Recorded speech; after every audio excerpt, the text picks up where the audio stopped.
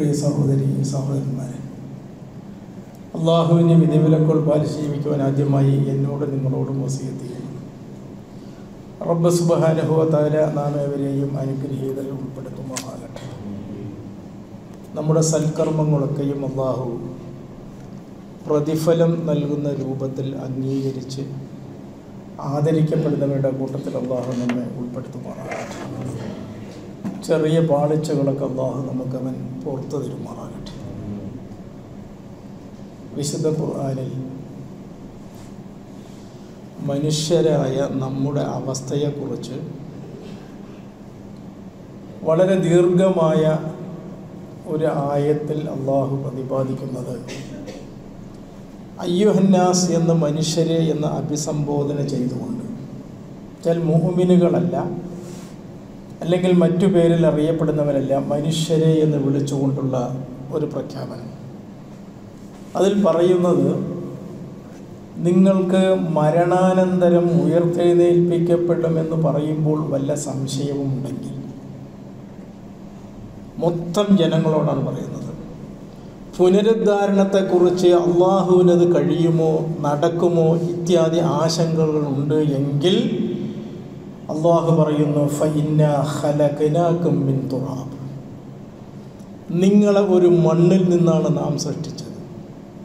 അള്ളാഹുവിൻ്റെ പ്രഖ്യാപനം നോക്കൂ, എല്ലാവർക്കും വളരെ വസ്തുനിഷ്ഠമായി നന്നായി മനസ്സിലാക്കാൻ പറ്റാവുന്ന ശൈലിയിലാണ് പറയുന്നത്. ആദിമ മനുഷ്യനെ മണ്ണിൽ നിന്നാണ് ഞാൻ സൃഷ്ടിച്ചത്. പിന്നീട് പറയുന്നു, പിന്നെ വംശപരമ്പരയെ നിലനിർത്തിയത് സുമ്മ മിൻ നുത്ഫത്തിൻ സുമ്മ മിൻ അലഖത്തിൻ സുമ്മ മിൻ മുദ്ഗഅത്തിൻ, ഇന്ദ്രിയത്തിൽ നിന്ന്, രേതസ്കണത്തിൽ നിന്ന്, രക്തപിണ്ഡത്തിൽ നിന്ന്, മാംസപിണ്ഡത്തിൽ നിന്ന്, അതിൽ എല്ലുകളുണ്ടാക്കി, പിന്നീട് അവൻ ഉദ്ദേശിക്കുന്ന സമയം ഗർഭ അറയിൽ അവൻ സംരക്ഷിച്ച് തിഫലൻ കൊച്ചു കുഞ്ഞായി ഈ ലോകത്തേക്ക് അള്ളാഹു കൊണ്ടുവരികയും ചെയ്യുന്നു. ഈ കുട്ടിയായി പുറത്തേക്ക് കൊണ്ടുവന്നതിന് ശേഷം പറയുന്നു, തബ്ലുഗു അശദ്ദക്കും, നല്ല യുവത്വത്തിൻ്റെ ശക്തി വരുന്നവരെ ജീവിച്ച ആളുകൾ നമ്മളുടെ കൂട്ടത്തിലുണ്ട്. പിന്നീട് പറയുന്നു, അറുതലിൽ ഉംർ, ഒരുപാട് പ്രായാധിക്യം ചെന്നവരായിട്ടും ഇവിടെ ജീവിച്ചു പോകുന്നുണ്ട്. ആ പ്രായാധിക്യത്തെക്കുറിച്ച് ഖുർആനിൻ്റെ പ്രഖ്യാപനം വരുന്നത് ചില തഫ്സീറുകളിൽ പറഞ്ഞ ഒരു വാക്ക് വല്ലാതെ എനിക്ക് വായിച്ചപ്പോൾ സങ്കടം തോന്നി. നിങ്ങൾ ഒരുപക്ഷെ ഒരു ഉപദേശിയായിരിക്കാം, ചിലപ്പോൾ അധ്യാപകനായിരിക്കാം, ചിലപ്പോൾ വലിയ ഒരു കച്ചവട സാമ്രാജ്യം കൊണ്ടുപോയ ആളുകളായിരിക്കാം. അതുപോലുള്ള ധാരാളം സൗകര്യങ്ങളുള്ള ആളുകൾ നിങ്ങളുടെ നല്ല പ്രായത്തിൽ ഇവരെയൊക്കെ നിയന്ത്രിച്ചു കൊണ്ടിരുന്നു. ഇത് നിങ്ങൾക്കുള്ളൊരു പ്രായമായിരുന്നു. കുറച്ച് പ്രായം കഴിഞ്ഞപ്പോൾ നിങ്ങൾ പറയുന്നത് എന്താണ് എന്ന് നിങ്ങൾക്ക് പോലും അറിയാൻ പറ്റാത്ത ഒരു പ്രായത്തിൽ നിങ്ങൾ എത്തുകയും ഉപദേശിയായി നടന്ന, ഖുതുബ പറഞ്ഞ് നടന്ന, വലിയ കച്ചവട സ്ഥാപനം നോക്കി നടത്തിയ നിങ്ങൾ അത്തും വിത്തും പറയുകയാണ്, പ്രായാധിക്യമുണ്ട്. എത്രത്തോളം എന്ന് ചോദിച്ചാൽ, നമ്മുടെ മക്കൾ അല്ലെങ്കിൽ നാം ആരെയാണോ ഉപദേശിച്ചത് അവർ നമ്മളുടെ വർത്തമാനവും അവസ്ഥയും കണ്ടിട്ട് അവർ ചിരിക്കുകയാണ്. ഇത്രത്തോളം വലിയ വയസ്സന്മാരായി ചില ആളുകൾ ഇവിടെ ജീവിക്കുന്നുണ്ട്. ഇതും അള്ളാഹു ചെയ്യുന്നുണ്ട്. എന്നിട്ടാണ് പറയുന്നത്, അങ്ങനെയുള്ള ഞാൻ, അത്തരം കഴിവുകളുള്ള ഞാൻ നിങ്ങളെ വീണ്ടും ഒന്ന് ഉയർത്തെഴുന്നേൽപ്പിക്കുക എന്ന് പറഞ്ഞാൽ അത്രയധികം വിഷമമുള്ള കാര്യമാണോ? സംശയത്തിന് എന്ത് അവകാശമാണ് ഉള്ളത് എന്ന തരത്തിലുള്ള ഒരു ചോദ്യമാണ് ഇവിടെ അള്ളാഹു ഉദ്ധരിക്കുന്നത്. സുന്ദരമായി മനസ്സിലാക്കാൻ പറ്റാവുന്ന ഒരു വാക്ക് ഉപയോഗിച്ചുകൊണ്ടാണ് ഈ ആയത്ത് അവസാനിപ്പിക്കുന്നത്. അതായത് ഫഇദാ അൻസൽനാ അലൈഹിൽ മാ, നല്ല ചത്ത ഭൂമിയെ, എന്നുവെച്ചാൽ ചെടി കൊടികളൊക്കെ സസ്യലതാദികളൊക്കെ ഉണങ്ങി വരണ്ടു പോയ ഒരു ഭൂമി, നാം ആ ഭൂമിയുടെ മുകളിൽ മഴ വർഷിപ്പിച്ചതോടുകൂടെ ഇഹ്തസ്സത്ത്, ഉറവകൾ പൊട്ടി, ആ ഭൂമിക്കൊരു ഇളക്കം തട്ടി, അതിൽ നിന്ന് സസ്യലതാദികൾ ഇങ്ങനെ വളർന്നു വരുന്നുണ്ടല്ലോ. മൃതപ്രായത്തിലെത്തിയ ഈ ഭൂമിക്ക്, ഊഷരമായ ഈ ഭൂമിക്ക് ഏറ്റവും നല്ല രീതിയിൽ സസ്യലതാദികൾ വളരാൻ മാത്രമുള്ള കെൽപ്പ് കൊടുത്തത് അൻസൽനാ മിനൽ മാ, നാം ആകാശത്ത് നിന്ന് മഴ വർഷിപ്പിച്ചത് കൊണ്ടാണ്. ഇത് കഴിയുമെങ്കിൽ, ഇത് ചെയ്തുകൊണ്ടിരിക്കുന്ന, നിരന്തരം പ്രവർത്തിച്ചു കൊണ്ടിരിക്കുന്ന അള്ളാഹുവിനെ നിങ്ങളെ വീണ്ടും ഒന്ന് ഉയർത്തെഴുന്നേൽപ്പിക്കുക എന്നതിൽ നിങ്ങൾക്ക് ഇനിയും ആശങ്കയോ, ഇനിയും നിങ്ങൾക്ക് സംശയമോ എന്ന ചോദ്യമാണ് ഈ ദീർഘമായ ആയത്തിലൂടെ അള്ളാഹു നമ്മെ ഒന്നുകൂടെ ഉണർത്തുന്നതിന് വേണ്ടി ചോദിക്കുന്നത്. ഇവിടെ ഇതിൽ നിന്ന് മനസ്സിലാക്കപ്പെടേണ്ട 1-2 കാര്യങ്ങൾ ഞാനിവിടെ സൂചിപ്പിക്കാം. അതിൽ ഒന്നാമത്തേത്, അള്ളാഹു പ്രഖ്യാപിച്ചതിൽ നിന്ന് മനസ്സിലായ ഒന്നാമത്തെ കാര്യം, അള്ളാഹുവാണ് മനുഷ്യരുടെ സ്രഷ്ടാവ്. എന്തുകൊണ്ടങ്ങനെ പറയുന്നു എന്ന് ചോദിച്ചാൽ, മൊത്തം മനുഷ്യലോകത്തോട് അള്ളാഹു പറയുന്നു അവനാണ് സ്രഷ്ടാവ് എന്ന് പറഞ്ഞാൽ, ഇതുവരെ ഏതെങ്കിലും ഒരു മനുഷ്യനെ അല്ലെങ്കിൽ ഏതെങ്കിലും വസ്തുക്കളെ സൃഷ്ടിച്ചത് ഞാനാണെന്ന് പറഞ്ഞുകൊണ്ട് ഈ ലോകം വരെ, അതായത് ഈ കാലഘട്ടം വരെ ഒരാളും എന്ത് ചെയ്തിട്ടില്ല, ഞാനാണ് എന്ന് പറഞ്ഞിട്ടില്ല. അവകാശപ്പെടണമല്ലോ, ഇത് എൻ്റെയാണ്, ഇത് ഞാനാണ്, എൻ്റെ സൃഷ്ടിയാണ് എന്ന് ലോകത്ത് ഇതുവരെയും ആരും പ്രഖ്യാപിച്ചിട്ടില്ല. അതുകൊണ്ട് തന്നെ പറയുന്നു, ഞാനാണ് നിങ്ങളുടെ സൃഷ്ടാവ്. അന റബ്ബുക്കുമുൽ അഅ്ലാ, റബ്ബാണ്, നിങ്ങളുടെ നാഥനാണ്, രക്ഷിതാവാണ്, നിങ്ങളെ കൊണ്ട് നടക്കുന്നവനാണ് അവൻ അള്ളാഹു മാത്രമാണ് എന്നതാണ് ഒന്നാമത്തെ പ്രഖ്യാപനം. രണ്ടാമത്തേത്, അല്പം ഗൗരവമുള്ള ഒരു വാക്ക് പറയുന്നുണ്ട്. നാം ഈ ഭൂമിയിലെത്തി, ഇവിടെ ജീവിക്കുന്നു, നമ്മുടെ പ്ലാൻ അനുസരിച്ചാണോ എന്ന് ചോദിച്ചു നോക്ക്, സ്വന്തം കൂടി ചോദിച്ചു നോക്ക്. ഞാനിവിടെ ഇന്ന് ഈ മിമ്പറിൻ്റെ പുറത്ത് കയറുന്നത് എൻ്റെ ഒരു പ്ലാൻ അനുസരിച്ചാണ്. ഇന്ന സമയത്ത് പുറപ്പെടണം, ഇന്ന ബസ്സിൽ കയറണം, ഇന്ന സ്ഥലത്ത് എത്തണം, അല്ലെങ്കിൽ ഇതിലെ കൂടെ നടക്കണം, അല്ലെങ്കിൽ ഓട്ടോ പിടിക്കണം, എന്നിട്ട് ഏകദേശം ഈ സമയത്ത് എത്തിച്ചേരുമെന്ന മുൻകൂട്ടിയുള്ള പ്ലാൻ അനുസരിച്ചാണ് ഞാൻ ഇന്ന് ഇവിടെ എത്തിയത്, അള്ളാഹുവിൻ്റെ തൗഫീഖോടുകൂടെ. അള്ളാഹു പറയുന്നു, നിങ്ങൾ ഈ ഭൂലോകത്ത് എത്തിയത് നിങ്ങളുടെ പ്ലാൻ അനുസരിച്ചാണ്, നിങ്ങളുടെ പ്ലാൻ അനുസരിച്ചല്ല. അതുകൂടെ നിങ്ങൾ മനസ്സിലാക്കേണ്ടതുണ്ട്. നിങ്ങൾ എങ്ങനെയാണ്, എവിടെയാണ് ജനിക്കേണ്ടത്, എന്താണ് വളരേണ്ടത്, എങ്ങനെയാണ് വളരേണ്ടത്, നിങ്ങൾ എന്ത് ജോലിയാണ് ചെയ്യേണ്ടത്, ഏത് കോളേജിലാണ് പഠിക്കേണ്ടത്, നിങ്ങളുടെ നിറം എന്തായിരിക്കണം, നിങ്ങളുടെ ഭാഷ എന്തായിരിക്കണം എന്നൊക്കെ തീരുമാനിച്ചതിൽ നിങ്ങൾക്കൊരു പ്ലാനും പദ്ധതിയും വിജയിച്ചിട്ടില്ല. അത് മുഴുവനും എൻ്റെയാണ്, എൻ്റെ അധികാരത്തിൻ്റെ കീഴിലാണ്. എൻ്റെ മുമ്പിലിരിക്കുന്ന നിങ്ങൾക്കും നിഷേധികളായ ആളുകൾക്ക് പോലും പറയാൻ കഴിയാത്ത ഒരു യാഥാർത്ഥ്യമാണ്, എൻ്റെ പ്ലാൻ അനുസരിച്ചാണ് ഞാനിവിടെ ജനിച്ചത്, പ്ലാൻ അനുസരിച്ച് ഞാൻ വളരുന്നു എന്ന് പറയാൻ ആർക്കാണ് കഴിയുക? അസാധ്യമാണ് എന്നതുകൂടെ അള്ളാഹുവിടെ പ്രഖ്യാപിക്കുകയാണ് ചെയ്യുന്നത്. മൂന്നാമത്തേത്, പ്ലാൻ അനുസരിച്ചല്ല വന്നത്. മൂന്നാമത്തെ അതിശയകരമായ കാര്യം, നമ്മുടെ ഈ ഐഹിക ജീവിതം, ഈ ഐഹിക ജീവിതം അള്ളാഹുവാണ് തന്നത്. നമ്മുടെ ജീവിതം, ഞാൻ പറഞ്ഞു എൻ്റെ ജീവിതമാണ് എനിക്ക് വലുത് എന്ന് പറയാറുണ്ട്. പക്ഷേ ഒരു കാര്യം, ഈ ഐഹിക ജീവിതം എത്ര കൊല്ലമാണ് നീ ജീവിക്കേണ്ടത് എന്ന് തീരുമാനിച്ചത് നീയല്ല. ദുർബലരാണ്, അശക്തരാണ് നാം. എത്ര കൊല്ലം ജീവിക്കണമെന്ന് തീരുമാനിച്ച നിങ്ങളല്ല, അത് അള്ളാഹു അങ്ങോട്ട് തീരുമാനിച്ചു. നാം സാധാരണഗതിയിൽ പറയാറുണ്ട്, ഈ ചില സന്ദർഭങ്ങളിൽ ഉമ്മയോടോ ഉപ്പയോടൊക്കെ, നിങ്ങൾ എന്തായാലും പെണ്ണ് കെട്ടുന്ന കാര്യം, എനിക്ക് പെണ്ണ് കെട്ടുന്ന കാര്യം നിങ്ങൾ ഏതായാലും തീരുമാനിച്ചു പോട്ടെ, ഒന്ന് ആലോചിച്ചിട്ട് തീരുമാനിച്ചൂടെ. നല്ല വിനയമുള്ള ഒരു മകൻ പറയുന്ന, മകൾ പറയുന്ന ഈ കാലഘട്ടത്തിൽ അങ്ങനെയുള്ള മക്കളുമില്ല. ഞാൻ പറയും, അവരെ നിങ്ങൾ നോക്കി ചെയ്തു തന്നാൽ എന്നുള്ള കാലഘട്ടം മാറി. ഞാൻ പഴയ കാലഘട്ടത്തെ വെച്ച് പറയുന്നത്. ഏതായാലും എൻ്റെ കാര്യത്തിലാണ് ഉപ്പ തീരുമാനിക്കുന്നതെന്ന് നമ്മുടെ അടുത്തൊന്ന് ചോദിച്ചുകൂടായിരുന്നു. അള്ളാഹു പറയുന്നു, നിന്റെ ഐഹിക ജീവിതം എത്ര കൊല്ലമാണ് എന്ന് തീരുമാനിച്ചത് ഞാനാണ്. പോരൽ മതിയായില്ല. ആ അവധി എപ്പോഴാണ് എന്നൊന്ന് അറിയിച്ചു തന്നൂടെ? നീയേ തീരുമാനിച്ചു എൻ്റെ ജീവിതം കൊണ്ടാണ് നീ കളിക്കുന്നത്, പക്ഷേ അത് എത്ര കൊല്ലം ഞാനിവിടെ ജീവിക്കും എന്ന് എനിക്കൊന്ന് പറഞ്ഞു തന്നൂടെ? അല്ലാഹു പറയുന്നു, ലാ തദ്രീ നഫ്സുൻ ബിഅയ്യി അർദിൻ തമൂത്ത്. ഒരാൾക്കും ഞാൻ അറിയിച്ചു കൊടുക്കുകയില്ല എന്നത് എൻ്റെ നയമാണ്. നമ്മൾ എത്രയുണ്ട്, എന്ത് ഹുങ്ക് കാണിക്കാൻ, എന്ത് കാണിക്കാൻ നമുക്ക് കഴിയും? പടച്ചവൻ തന്ന ആയുസ് അത് എത്ര കാലമുണ്ട് എന്ന് അറിയണമെന്ന് നമുക്ക് ആഗ്രഹമുണ്ട്. അള്ളാഹു പറയുന്നു, അത് അറിയിക്കാതിരിക്കുക എന്നത് എൻ്റെ നയമാണ്.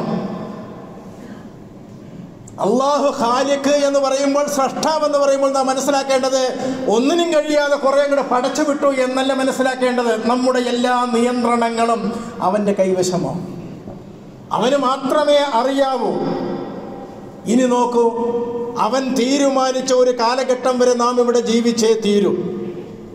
അതിനു മുമ്പ് മരിക്കാൻ കഴിയില്ല, അതിനുശേഷം നമുക്ക് ജീവിക്കാനും കഴിയില്ല. ഇത് നമ്മുടെ നിർബന്ധിതമായ ഒരവസ്ഥയാണ്. ഇതോടൊപ്പം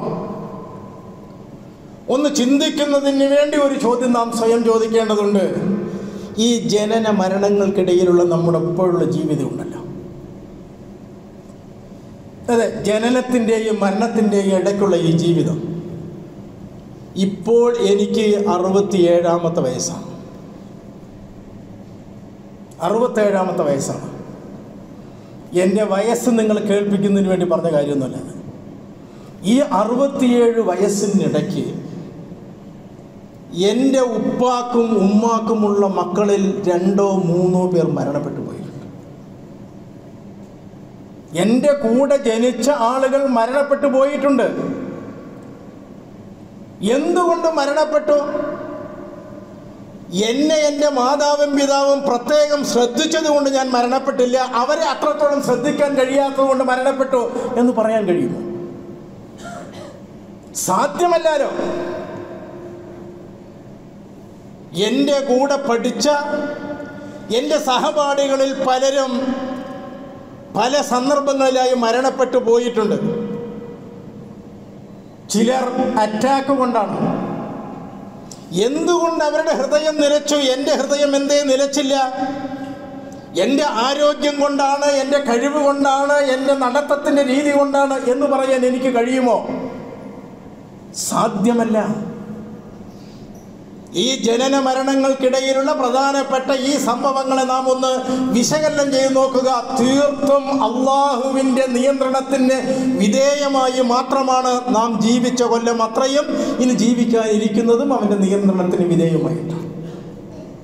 അള്ളാഹുവിൻ്റെ തൗഫീഖ് കൊണ്ട് മാത്രമാണ്. അതല്ലാതെ എന്നെ പ്രത്യേകം പരിഗണിച്ചതുകൊണ്ട്, അല്ലെങ്കിൽ ഞാനൊന്ന് സൂക്ഷ്മമായി ജീവിതം നയിച്ചതുകൊണ്ട് എന്നൊന്നും പറയാൻ കഴിയില്ല. പക്ഷെ ഇത് മുഴുവനും അള്ളാഹുവിൻ്റെ തീരുമാനത്തിന് വിധേയമായി നാം അവൻ്റെ തീർത്തും അടിമത്വം, എല്ലാ അർത്ഥത്തിലും അവൻ്റെ അടിമകളായിട്ട് നാം ഇന്ന് വളർന്നിങ്ങനെ വരികയാണ്. ഈ സന്ദർഭത്തിൽ അള്ളാഹു പറയുന്നൊരു കാര്യമുണ്ട്. ഇങ്ങനെയൊക്കെ നിർബന്ധിതമായ ഒരുപാട് അവസ്ഥയിലാണ് നിന്നെ സൃഷ്ടിച്ചതും വളർത്തുന്നതും നീ വളർന്നുകൊണ്ടിരിക്കുന്നതും ഒക്കെ ഇതൊരു വശമാണ്. ഇതിനൊരു മറുവശം എന്ന് പറയുന്നത് പരിമിതമായ സ്വാതന്ത്ര്യം നിങ്ങൾക്ക് തന്നിട്ടുണ്ട്. അതെ, പരിമിതമായ സ്വാതന്ത്ര്യം. ആ സ്വാതന്ത്ര്യം എന്ന് പറയുന്നത് നിങ്ങൾക്ക് ഇവിടെ ഭക്ഷണം കഴിക്കാം, ഇഷ്ടമുള്ളത് ഇഷ്ടം പോലെ എന്തുമാകാം, എന്തും കഴിക്കാം, എന്തും കുടിക്കാം, എങ്ങനെയും ജീവിക്കാം. അതിനുള്ള സ്വാതന്ത്ര്യം അള്ളാഹു നൽകിയിട്ടുണ്ട്. തീരെ സ്വാതന്ത്ര്യം നൽകിയിട്ടില്ല എന്നുള്ള പ്രശ്നമേ ഇല്ല. ഈ സ്വാതന്ത്ര്യം നൽകിക്കഴിഞ്ഞതിന് ശേഷം അള്ളാഹു പറയുന്നു, നിനക്ക് ആയുസ്സും ആരോഗ്യവും ഒരുപാട് തൗഫീക്കുകളും ഒരുപാട് വിവരങ്ങളും ഒരുപാട് അനുഗ്രഹങ്ങളും ഒരുപാട് സമ്പത്തും അതോടൊപ്പം തന്നെ സ്വാതന്ത്ര്യവും തന്നതിന് ശേഷം അള്ളാഹു നമ്മളോട് ആവശ്യപ്പെടുന്നു, നിനക്ക് തന്ന സ്വാതന്ത്ര്യം നീ ദുരുപയോഗം ചെയ്യരുത്. നമ്മുടെ വീട്ടിൽ നമ്മുടെ ഉമ്മയും ഉപ്പയും നമുക്ക് സ്വാതന്ത്ര്യം തന്നിട്ടുണ്ട്. പക്ഷേ ആ സ്വാതന്ത്ര്യത്തെ ദുരുപയോഗം ചെയ്യാതിരിക്കുക എന്നതാണ് ഈ ഉമ്മയിൽ നിന്നും ഉപ്പയിൽ നിന്നും നമ്മൾ റിളയുണ്ടാകണമെങ്കിൽ, തൃപ്തി ഉണ്ടാകണമെങ്കിൽ അത് ദുരുപയോഗം ചെയ്യരുത്. ഇതേ രീതിയിൽ കുടിക്കാൻ അള്ളാഹു അനുവാദം നൽകിയിട്ടുണ്ട് എങ്കിൽ എന്ത് കുടിക്കണം, എന്ത് കുടിക്കാതിരിക്കണം എന്നത് ആ സ്വാതന്ത്ര്യത്തിൻ്റെ അകത്ത് അവൻ തന്നെ പറഞ്ഞിട്ടുണ്ട്. അതനുസരിച്ച് വേണം നമുക്ക് തന്ന സ്വാതന്ത്ര്യത്തിൻ്റെ മേഖലയിൽ നാം എന്ത് ചെയ്യാൻ, ജീവിക്കാൻ. ധാരാളം കാശ് തന്നിട്ടുണ്ട്, അത് നിനക്ക് ചെലവഴിക്കാനുള്ളതാണ്. പക്ഷെ എന്തിലാണ് ചെലവഴിക്കേണ്ടത്, ഏത് മാർഗത്തിലൂടെ ചെലവഴിക്കരുത് എന്ന കാര്യത്തിൽ നീ സ്വതന്ത്രനാണ്. സ്വതന്ത്രനായി ചിന്തിച്ചുകൊണ്ട് അള്ളാഹുവിൻ്റെ തൃപ്തിയുടെ മാർഗത്തിൽ നീ എന്ത് ചെയ്യണം, ആ അനുഗ്രഹത്തെ നീ വിനിയോഗിക്കണം. ഇവനെ കുറിച്ചാണ് അള്ളാഹു പറയുന്നത്, അവനാണ് ബുദ്ധിമാൻ. അതെ, ആരാണ് ബുദ്ധിമാൻ എന്ന് ചോദിച്ചാൽ അള്ളാഹുവിൻ്റെ അനുഗ്രഹങ്ങൾ ധാരാളം ഉപയോഗിച്ചുകൊണ്ട് അവൻ്റെ സ്വർഗം നേടിയെടുക്കാൻ ആർക്കാണോ ത്രാണിയും തൗഫീക്കും കിട്ടിയത് അവനാണ് ബുദ്ധിമാൻ. കാശ് ഒരുപാട് കിട്ടി, പക്ഷേ സമാധാനമില്ല. സൗകര്യങ്ങൾ ഏറെയുണ്ടായിരുന്നു, പക്ഷേ പരലോകത്തേക്കൊന്നും ഞാൻ സൗകര്യപ്പെടുത്തിയില്ല എന്ന് പറയുന്നവൻ ബുദ്ധിമാനല്ല, അള്ളാഹുവിൻ്റെ ദൃഷ്ടിയിൽ ബുദ്ധിമാനല്ല. അതുകൊണ്ട് നമ്മുടെ ജീവിതത്തിൽ അള്ളാഹു നമുക്ക് നൽകിയ അനുഗ്രഹങ്ങൾ, സ്വാധീനങ്ങൾ, വിവരം, വിദ്യാഭ്യാസം, സമ്പത്ത്, അതുപോലുള്ള എല്ലാ മേഖലകളിലും അവൻ്റെ അനുഗ്രഹങ്ങൾ ഉപയോഗിച്ചുകൊണ്ട് നന്മകൾ പ്രവർത്തിക്കുക. അല്ലെങ്കിൽ ഈ അനുഗ്രഹത്തിന് ഒരു വിലയുമില്ല, അതിന് അനുഗ്രഹമാണെന്നും പറയുകയില്ല. മഴ വർഷിക്കുന്നു, മഴക്കാലത്ത് മഴ വർഷിക്കുന്നു എന്നത് പണ്ടത്തെ ചരിത്രമാണെന്ന് പറയേണ്ടി വരുന്നു. എന്തോ ആയിക്കൊള്ളട്ടെ, മഴ വർഷിക്കുന്നു. ഈ മലമുകളിലും കുന്നിൻപുറത്തൊക്കെ മഴ വർഷിച്ചാൽ പരമാവധി വെള്ളം ഈ മലയെന്ത് ചെയ്യും, സൂക്ഷിച്ച് സംരക്ഷിച്ച് വയ്ക്കും. ഉറവകളായി വെള്ളം ആവശ്യമുള്ള സന്ദർഭങ്ങളിൽ വേനൽക്കാലങ്ങളിലൊക്കെ പൊട്ടി ഒലിക്കുന്നത് കാണാം. ഈ പൊട്ടി ഒലിക്കുന്ന ഉറവകളുള്ള മലകളാണ് നല്ല മലകൾ.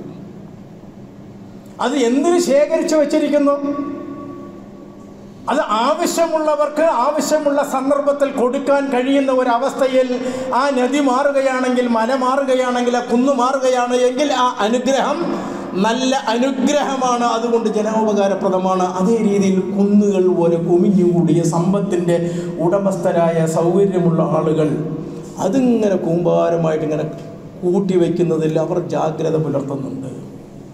പക്ഷേ അതിൽ നിന്നുള്ള ഒരു മണിയോ ഒരു തുള്ളിയോ മറ്റുള്ളവർക്ക് കിട്ടാതിരിക്കുന്നതിലും അതിലേറെ ജാഗ്രത പുലർത്തുന്നുണ്ട് എങ്കിൽ ഇവന് കൊടുത്ത അനുഗ്രഹത്തെ അനുഗ്രഹം എന്ന് പറയാൻ കഴിയില്ല. അവനെ നിഗ്രഹിക്കപ്പെടുന്നതിന് ഈ അനുഗ്രഹം തന്നെ കാരണമായി തീരും എന്ന യാഥാർത്ഥ്യം ഉൾക്കൊള്ളുന്നവനായിരിക്കണം അള്ളാഹു മനുഷ്യരെന്ന് അള്ളാഹു ശക്തമായി നമ്മളോട് ആവശ്യപ്പെടുകയാണ്. അതുകൊണ്ടാണ് അള്ളാഹു പറയുന്നത്, നിന്നെ ഞാനാണ് സൃഷ്ടിച്ചത്. ജീവിതം എത്ര കാലം ഈ ദുനിയാവിലുണ്ട് എന്ന് തീരുമാനിച്ചത് ഞാനാണ്. എൻ്റെ പ്ലാൻ അനുസരിച്ചാണ് നീ വന്നത്. ഞാൻ നിർണയിക്കുന്ന സമയത്ത് നീ എന്ത് ചെയ്യണം, തിരിച്ചു പോവുകയും വേണ്ടതുണ്ട്. യുവത്വത്തിൻ്റെ കാലഘട്ടങ്ങളിൽ തിരിച്ചു വിളിക്കപ്പെടുന്ന ഒരവസ്ഥയുമുണ്ട്. അതുപോലെ ഏറ്റവും കൂടുതൽ പ്രായാധിക്യം എന്ന സമയത്തും എന്ത് ചെയ്യുന്നുണ്ട്, തിരിച്ചു വിളിക്കലുണ്ട്. പ്രത്യേകം ശ്രദ്ധിക്കേണ്ട കാര്യമാണ് അള്ളാഹു പറയുന്നത്.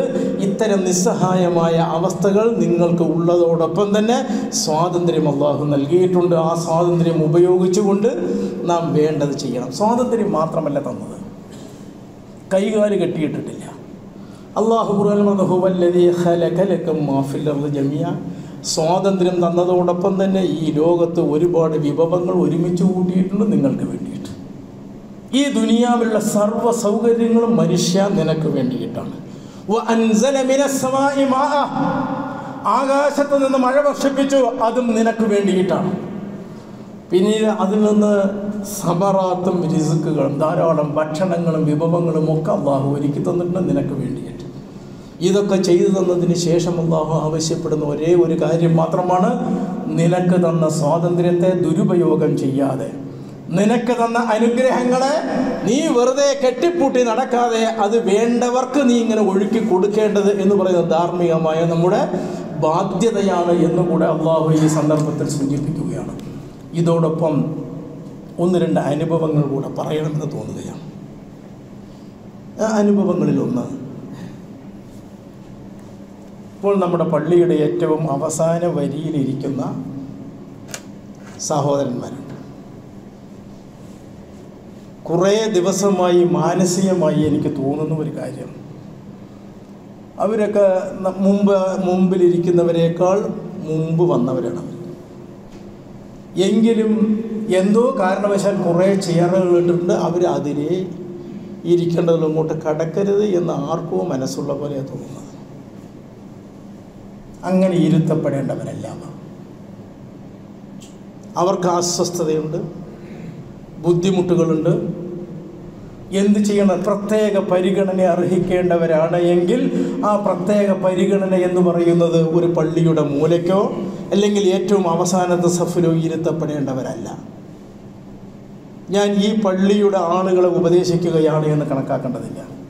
ഞാൻ എൻ്റെ അനുഭവത്തിൽ കുറച്ച് ദിവസമായി വല്ലാതെ വൈമനസ്യമുള്ള ഒരു അനുഭവം. ഒരു പള്ളിയിൽ ഖബറടക്കത്തിന് പോയി. എനിക്കിതിൽ ഇരിക്കാൻ പ്രയാസമുണ്ട്, ഇരിക്കാനല്ല സുജൂദ് റുക്കൂന് പോകാൻ പ്രയാസമുണ്ട്. ഒരു പള്ളിയിൽ പോയപ്പോൾ നല്ല മുഴുവൻ ഭാഗവും ചില്ലുകൊണ്ട് അടയ്ക്കപ്പെട്ട നല്ല ഒരു റൂം, അതിൻ്റെ അകത്താണ് ഇത്തരത്തിലുള്ള ആളുകളെയൊക്കെ കയറ്റി വിടുന്നത്. പള്ളിയുടെ അങ്ങോട്ട് കടന്നുകൂടാ. അതല്ല, ഇത് എവിടെ നിന്ന് ഉടലെടുക്കുന്നു എന്ന് ചോദിച്ചാൽ, വൃദ്ധരായ ആളുകളോടുള്ള ഇസ്ലാമിൻ്റെ സമീപനം എന്താണ്? അടിസ്ഥാനപരമായി ചോദിക്കേണ്ട ചോദ്യമാണ്. ഇത്തരം എന്തെങ്കിലുമൊക്കെ അവശതകൾ അനുഭവിക്കുന്ന ആളുകൾ പള്ളിയുടെ മുൻപന്തിയിൽ ഉണ്ടാകേണ്ടതില്ല എന്ന് ആര് തീരുമാനിച്ചു? ചില പള്ളികളെ നോക്കിയാൽ ഈ സൈഡിൽ 1-2 ചെയറുകൾ ഇട്ടിട്ടുണ്ടാകും, അവിടെയേ ഇരിക്കാവൂ. സഫിൽ വന്നിട്ട് 5-6 ആളുകളുണ്ട്, അത് കഴിഞ്ഞ ഒരു 10 പേർക്ക് നിൽക്കാനുള്ള സ്ഥലം അപ്പുറത്തുണ്ടാകും. എന്നാലും ഇങ്ങോട്ട് കയറി നിന്നുകൂടെ അവിടെ തന്നെ എന്ത് ചെയ്യണം? ഇരിക്കണം. ഇത് ചട്ടം കെട്ടി വെച്ചിരിക്കുകയാണ്. നമ്മുടെ വീട്ടിൽ 10-15 ആളുകൾ വിരുന്ന് വരികയാണ് എങ്കിൽ, ഒരു കുടുംബം വരികയാണ് എങ്കിൽ, വൃദ്ധരായ കാരണവർ എവിടെ ഇരിക്കണം? ഈ വിരുന്നുകാരായ ആളുകൾ വന്നാൽ കാണാത്ത ഒരു ഭദ്രമായ നല്ല ഒരു സ്ഥലത്ത് നല്ലൊരു റൂമിൽ അടച്ചു വെച്ചിട്ടുണ്ടെങ്കിൽ അവർ ഭദ്രമാണ്. ഇത് അവരോടുള്ള ആദരവല്ല.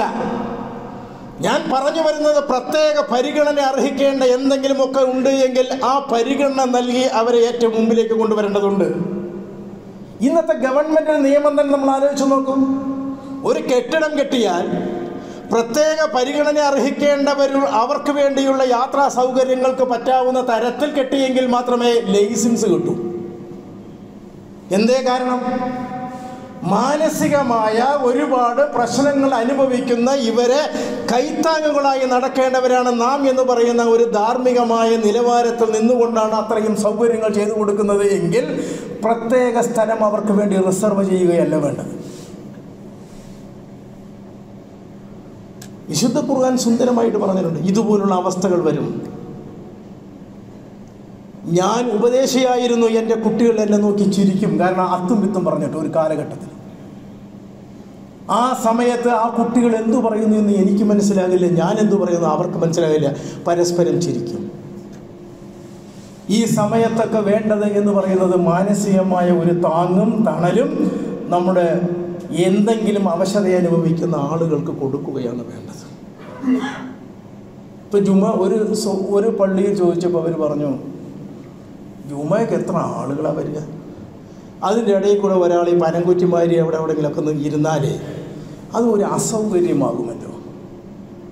ഇത് എങ്ങനെയാണ് ഈ മനസ്സ് വന്നത്? ഇവിടെ നമ്മുടെ ഇമാമ സഫു സുഫൂഫക്കും എന്ന് പറയുന്നത്, സവ്വു സുഹൂഫക്കും, നിങ്ങളുടെ അണികൾ നിങ്ങൾ ശരിയാക്കുക. അതിൻ്റെ അർത്ഥം എന്താ? അണികൾ ശരിയാക്കുക എന്ന് പറയുന്നതിൻ്റെ അർത്ഥം എന്താണ്? യോഗ്യതയില്ലാത്ത, നടക്കാൻ പറ്റാത്ത, ഇരിക്കാൻ പറ്റാത്ത ആളുകളെയൊക്കെ പിടിച്ചെന്തെങ്കിലും പുറത്തേക്ക് കൊണ്ടുവന്ന് പിന്നാലെ കൊണ്ടിരുത്തുന്ന അർത്ഥം അതല്ലല്ലോ. എല്ലാ തരത്തിലുള്ള അവശതയുള്ളവരൊക്കെ മുമ്പിലുണ്ടാകുക, അവരെയൊക്കെ ചേർത്ത് നിർത്തി ഒരു അണിയായി നിർത്തി എന്ത് ചെയ്യണം? മുമ്പിലേക്ക് കൊണ്ടുപോകണം. കാരണം ഇന്ന തസ്വിയത്തെ സുഫൂഫ്, അണികൾ ഭദ്രമാക്കുക, ശരിയാക്കുക എന്ന് പറയുന്നത് ഒരു നമസ്കാരം ഏറ്റവും നല്ല രീതിയിൽ പൂർത്തീകരിക്കാൻ അനിവാര്യമാണ്. ഇതൊരു ധാർമ്മിക നിലവാരമാണ്. ആ രീതിയിലേക്ക് നാം നമ്മുടെ കാരണവന്മാരെയും പ്രത്യേക പരിഗണന അർഹിക്കുന്നവരെയും നാം ആ രീതിയിൽ എന്ത് ചെയ്യേണ്ടതുണ്ട്? നമ്മുടെ പരിഗണന നാം കൊടുക്കേണ്ടതുണ്ട്. ധാർമ്മികമായി നമ്മുടെ മനസ്സ് ഒരുപാട് വിശാലത ആ വിഷയത്തിൽ കാട്ടേണ്ടതുണ്ട് എന്ന അനുഭവത്തിൽ നിന്നുള്ള തോന്നിയ വിഷയം പറയും. തോന്നലല്ല പറയുന്നത്. ഇസ്ലാമിൻ്റെ ധാർമ്മികമായ വ്യവസ്ഥയും നിർദ്ദേശവും അത് തന്നെയാണ്. എത്ര സുന്ദരമായിട്ടാണ് ഖുർആൻ പറഞ്ഞത്. ഒരാൾക്ക് നിൽക്കാൻ കഴിയില്ല, ഇരുന്നോ. ഇരിക്കാൻ കഴിയില്ല, കിടന്നോ. എങ്ങനെ ഇരിക്കണം, എങ്ങനെ കിടക്കണം, ഇല്ല. അവന് കഴിയുന്നത് എങ്ങനെയോ അങ്ങനെ, എങ്ങനെയാണോ കഴിയുന്നത് അങ്ങനെ. കാല് നിവർത്താൻ കഴിയുന്നില്ല, നിവർത്തണ്ട. മടക്കാൻ കഴിയുന്നില്ല, മടക്കണ്ട. എന്തൊരു സുന്ദരമാണ് നോക്കുക. ദൈവികമായ നിയമങ്ങൾ, റസൂലിൻ്റെ ചര്യകളൊക്കെ നോക്കിയാൽ വളരെ സുന്ദരവുമാണ്, മനോഹരമാണെന്ന് മാത്രമല്ല ഇത്തരത്തിലുള്ള ആളുകൾക്ക് പ്രത്യേക പരിഗണന എന്ന് പറയുന്നത് കൊടുക്കപ്പെട്ട ഒരു ആദർശത്തിലും വിശ്വാസത്തിലും കൊണ്ടുപോകുന്ന ഒരു സമൂഹം എന്ന രീതിയിൽ നാം അവരോടുള്ള പെരുമാറ്റ രൂപത്തിലൊക്കെ ഒരു ധാർമ്മിക നിലവാരം പുലർത്തേണ്ടതുണ്ട്. അള്ളാഹു അവരെയും നമ്മെയും ഒക്കെ അനുഗ്രഹിക്കുമാറാകട്ടെ.